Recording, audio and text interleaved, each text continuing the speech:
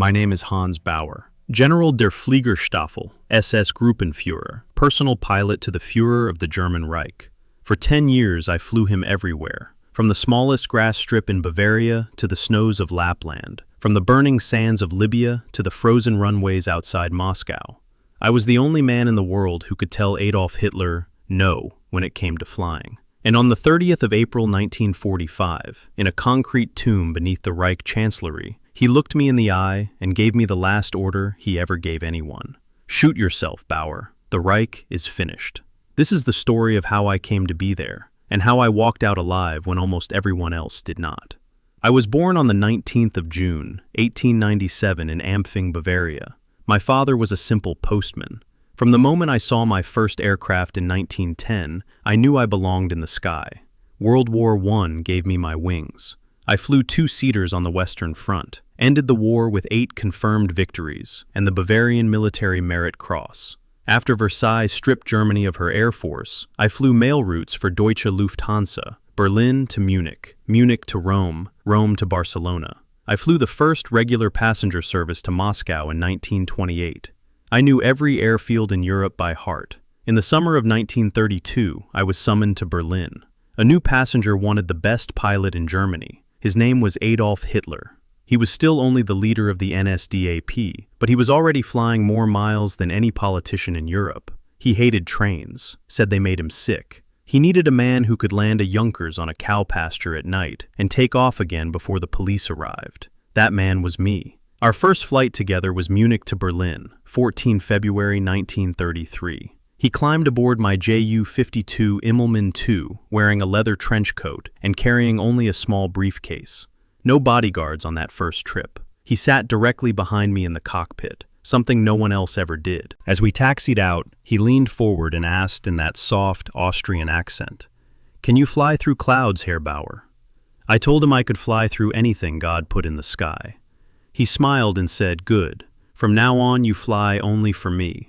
Within weeks, I was given the title Der Führer's personal pilot. My salary tripled overnight. I was ordered to wear the black SS uniform with silver pilot wings. I moved my family into a villa on the outskirts of Berlin. And every morning, wherever he was, I flew him to the next rally. 1933, 1936 were golden years.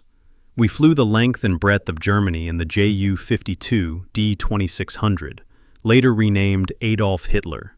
He would stand between the pilot's seats during landing, one hand on each of our shoulders, staring out the windshield like a child. He loved low flying. Over the Rhine, he would order me down to 50 meters so he could wave to the crowds on the bridges.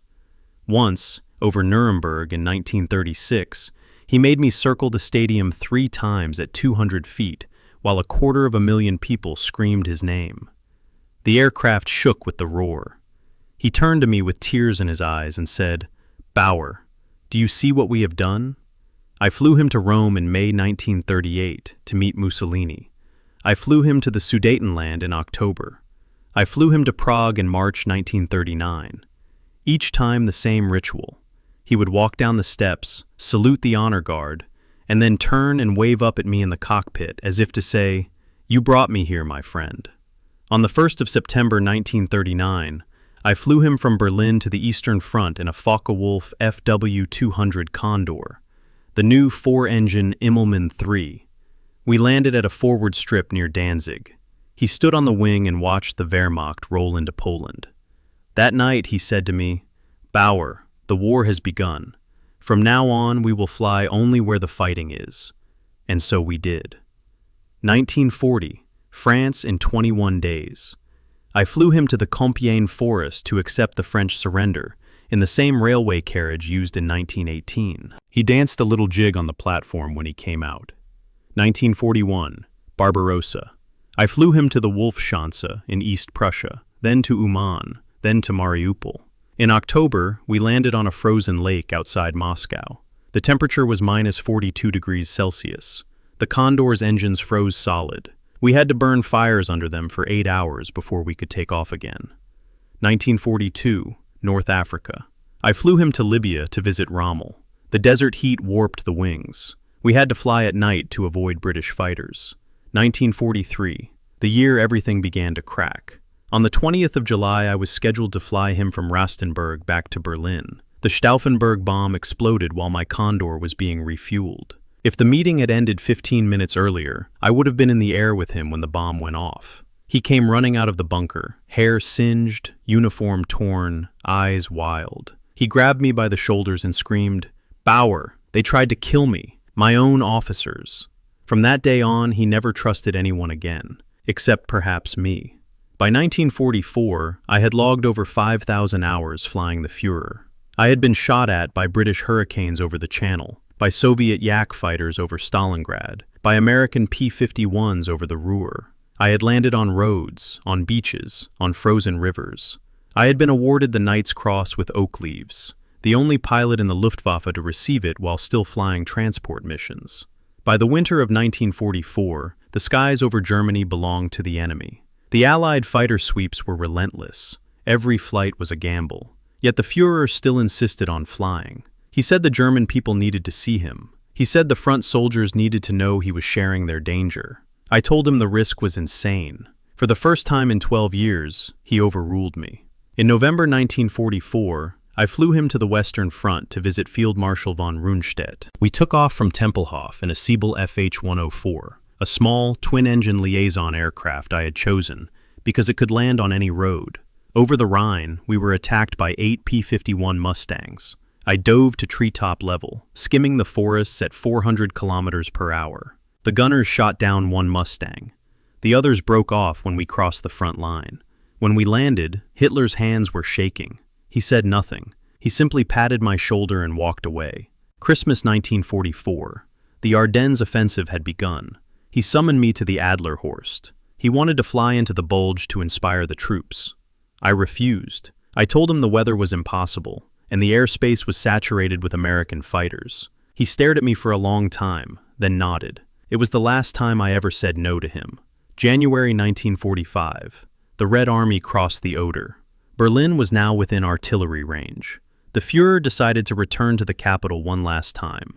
I flew him from Ziegenberg to Tempelhof on the 16th of January in a Ju 352, a wooden transport because aluminium was no longer available. We landed under Soviet searchlights. Anti-aircraft shells burst around us. As we taxied in, a bomb exploded on the edge of the airfield and flipped the aircraft on its back. We crawled out through the escape hatch. That was the last time any aircraft landed at Tempelhof. From that day on, I was trapped in Berlin with him. The Chancellery Garden had been turned into an emergency airstrip. 2 Fiesler Storch liaison aircraft stood ready. A single Ju 352 was parked nose first against the Brandenburg Gate, the only place long enough for takeoff. My orders were clear: keep at least 1 aircraft flyable at all times. I had 30 ground crew working around the clock with welding torches and hammers, patching holes from shrapnel. Hitler moved permanently into the Führer bunker on the 16th of January. I was given a small room near the telephone exchange. Every day he would send for me. He wanted to talk about flying. He wanted to remember the old days. He would spread maps on the table and trace routes we had flown in 1933, 1934, 1935. He spoke of the Condor, of the Immelmann III, of the flights over the Alps. His eyes would light up for a moment, then the mask would fall again. By March, the bunker had become a tomb. The air was thick with the smell of diesel from the generators. The walls sweated moisture. Goebbels limped through the corridors whispering about miracle weapons. Himmler came and went, pale and sweating, offering potions and pills. Bormann never left Hitler's side. On the 12th of April, we received the news of Roosevelt's death. Hitler was ecstatic. He clapped his hands and said, "See, Baur, the miracle has happened." Just like Frederick the Great and the death of the Tsarina. He ordered champagne. For one evening, the bunker celebrated. The illusion lasted exactly 8 days. On the 20th of April, his 56th birthday, the first Soviet shells fell on the city center. The chandelier in the Chancellery map room crashed to the floor. That night, he summoned all the pilots and ground crew to the bunker canteen. There were perhaps 40 of us left. He made a short speech. He thanked us for our loyalty. He said the situation was serious, but not hopeless. Then he shook every man's hand and pinned the Iron Cross on those who did not yet have it. When he came to me, he held my hand for a long time and said, "Baur, you have been with me from the beginning. If I have to leave Berlin, you will fly me out. I saluted and said, "Zu Befehl, mein Führer." That was the last time he ever spoke to me as a commander to a subordinate. On the 22nd of April, the final military conference turned into a screaming fit. I was in the telephone room when I heard the shouting. He accused everyone of treason, Keitel, Jodl, even the stenographers. He said the war was lost. He said he would stay in Berlin and die here. He said no one was to leave the city. The bunker emptied of hope that afternoon. On the 27th of April, Hannah Reich landed a small Arado 96 on the east-west axis near the Brandenburg Gate. She and Ritter von Greim had flown through the Soviet flat corridor at rooftop height. Von Greim had been wounded in the foot. Hitler promoted him to head of the Luftwaffe on the spot, replacing Göring, who had already fled south. Hannah begged the Führer to let her fly him out. He refused. He told her the time for flying was over. That night, he summoned me to his private study. The map table was covered with aerial photographs of Berlin in flames. He looked 10 years older than he had a week before. His left hand trembled uncontrollably. He said, "Baur, the end is near. I will not fall into the hands of the Russians. I have decided to take my own life. You must burn my body. You know what to do." I stood at attention and said nothing. He continued, "You must try to fly out. Take Eva with you if she wishes. Save yourself for Germany." I replied that my place was with him to the end. He waved me away. The next 48 hours passed in a red haze. 29 April 1945, 10:17 a.m. The bunker shook with each Soviet 203mm shell. Dust drifted from the ceiling like gray snow. I was in the lower level, checking the last fuel drums, when Otto Günsche, Hitler's adjutant, came running. "Baur, the Führer wants you immediately." I climbed the narrow concrete stairs to Hitler's private quarters. The door was open.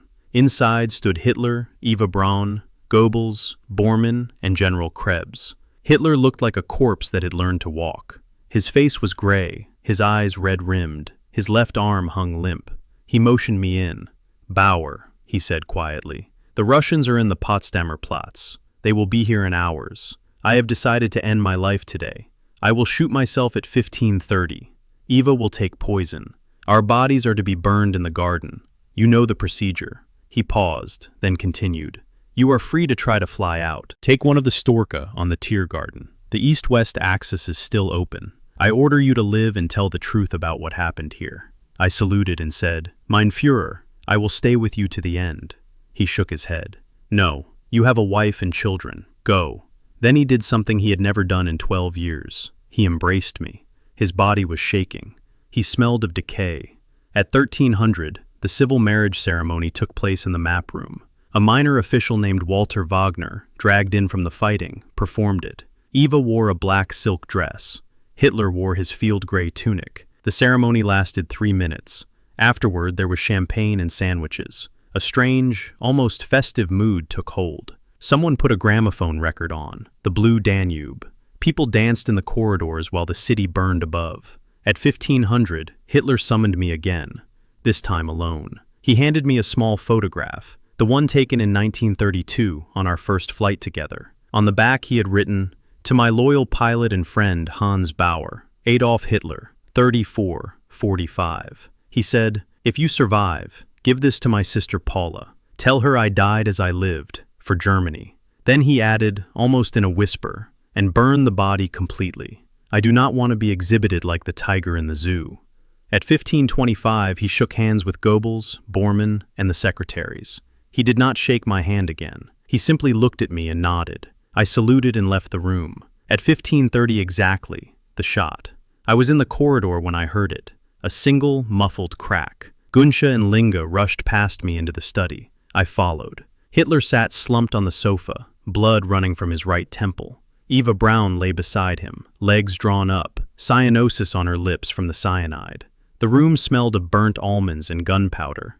We wrapped the bodies in gray army blankets. 4 SS men carried them up the emergency exit to the garden. The shell crater that served as a grave was already filling with water. We placed the bodies in it and poured 200 liters of petrol over them.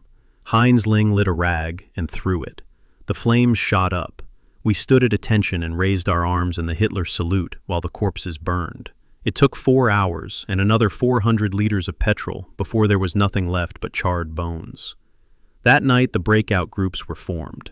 I was assigned to Group 3 with Monke, Gunsche, and about 300 men. Our route, through the U-Bahn tunnels to Friedrichstrasse station, then across the Spree, then north to the French zone. Before we left, I went back to the bunker one last time. I took Hitler's favorite flying cap from his room, the brown leather one he always wore in the cockpit. I still have it. At 0100 on 1 May, we climbed out of the bunker into hell. Berlin was an inferno. The sky was red from horizon to horizon. We moved in small groups through the subway tunnels. Water reached our knees. Rats the size of cats swam past us. At Wilhelmstrasse station, we surfaced into machine gun fire. The Russians were everywhere. I lost count of how many times we fought our way through. At one point, I was wounded in the calf by shrapnel. I tied my pilot's scarf around the wound and kept going. By dawn on 2 May, we reached the Schultheiss brewery on Prenzlauer Allee. Only 30 of us were left. We hid in the cellar among the beer vats. That afternoon, the Russians found us. I was taken prisoner with a shattered leg and a Russian bayonet at my throat. They thought I was just another SS officer. When they discovered who I was, Hitler's pilot, the interrogation began. 10 years in Soviet camps followed, but that is another story. I never shot myself as he ordered. I lived. I lived to tell the truth. He dragged me from the brewery cellar on 2 May 1945, with my right leg shattered in 3 places. A Soviet officer struck me across the face with his pistol butt when I gave my name and rank. When I added persönlicher Pilot des Führers, the beating stopped instantly. They wanted me alive. I was thrown into a truck with other high-ranking prisoners, Heinz Ling, Otto Gunsche, Hans Rattenhuber. We were driven first to a school building in Pankow, then to the Lubyanka in Moscow. The interrogations began immediately. They wanted to know everything. Where was Hitler's body? Had he really died? Was there a secret flight? Had Martin Bormann escaped? They showed me photographs of charred corpses and demanded I identify them. I told them the truth. I had personally poured the petrol and watched the bodies burn until nothing remained but ash and bone fragments. They did not believe me. For 10 years they did not believe me. 1945 to 1947. Lubyanka, then Lefortovo. Solitary confinement in cells so small I could not lie down. Interrogations every night. They broke my already shattered leg again because I refused to sign a statement that Hitler had escaped by air. They wanted a myth they could use. I gave them only facts. 1947 to 1950. Butyrka prison, then Vorkuta above the Arctic Circle. I worked in the coal mines with temperatures of -50 degrees. My leg never healed properly. I still walk with a limp to this day. In the camp I met German generals, Latvian nationalists, Ukrainian women who had cooked for the Wehrmacht. We spoke little. We were all waiting to die. In 1951, they suddenly pulled me out of Vorkuta and flew me, ironically, back to Moscow. The interrogations changed tone. Now they wanted technical details, routes, aircraft types, radio frequencies. They were planning their own leader flight organization. I cooperated on technical matters. I never signed anything political. On the 8th October 1955, 10 years and 5 months after my capture, I was suddenly released with no explanation. I was put on a train to East Berlin with 8,000 other returning prisoners. At Frankfurt and Oder, the East German authorities tried to recruit me for the new Luftstreitkräfte. I refused. I crossed to West Berlin that same night. My wife and children thought I was dead. The Red Cross had listed me as missing, presumed killed. When I knocked on the door of our old villa in Grunewald, my daughter opened it and screamed. She was 8 years old when I last saw her. She was 18 now.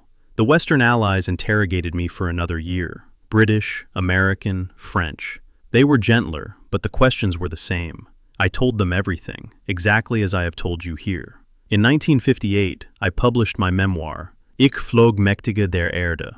I flew the mighty of the earth. The first edition sold out in days. I dedicated it to the ground crews who kept the aircraft flying when there was no more aluminum, no more fuel, no more hope. People ask me the same question wherever I speak. Did you know what he was? Did you know about the camps? I answer honestly. I flew him. I did not guard the camps. I heard rumors, like every German. I saw the trains, like every German. But when you are in the cockpit at 3,000 meters, with the most powerful man in Europe sitting behind you, you do not ask questions that could end your career. or your life. I was a pilot. My world was engines, weather reports, and runways. I kept him alive in the air for 12 years. In the end, he asked me to die with him. I chose to live. That is my guilt and my absolution. I still have the brown leather flying cap he wore on every flight. I still have the photograph he signed in the bunker at 1500 on 30 April 1945. Sometimes, when the nights are long, I take them out and look at them. And I remember the man who once stood between the pilot's seats, with a hand on each of our shoulders, staring ahead into the clouds as if he could already see the future. He was wrong about that future. But he was right about one thing he said to me on our very first flight in 1933. The sky belongs to the brave. I flew him to the edge of the abyss. I did not follow him in. This is the complete testimony of Hans Baur, former General der Fliegerstaffel, former SS Gruppenführer, former prisoner of the Soviets, and the last man alive who flew Adolf Hitler. Thank you for listening.